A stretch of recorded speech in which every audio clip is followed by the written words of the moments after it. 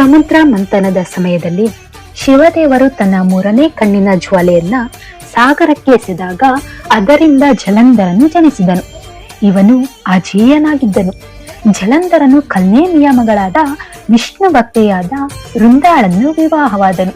ವೃಂದಾಳ ಅಚಲವಾದ ಪತಿವ್ರತ್ಯ ಶಕ್ತಿಯು ಜಲಂಧರನಿಗೆ ರಕ್ಷಾ ಕವಚವಾಗಿತ್ತು. ಇದರಿಂದ ಜಲಂಧರನನ್ನು ಯುದ್ಧದಲ್ಲಿ ಸೋಲಿಸಲು ಯಾರಿಗೂ ಸಾಧ್ಯವಾಗಲಿಲ್ಲ. ಜಲಂಧರನನ್ನ ಕೊಲ್ಲಲು ದೇವತೆಗಳು ವಿಷ್ಣು ದೇವರ ಸಹಾಯ ಕೋರಿದರು. ವಿಷ್ಣು ದೇವರು ಜಲಂಧರನ ರೂಪದಲ್ಲಿ ವೃಂದಾಳ ಬಳಿ ಬಂದು ಅವಳ ಪತಿವ್ರತೆಯನ್ನ ಭಂಗಗೊಳಿಸಿದರು.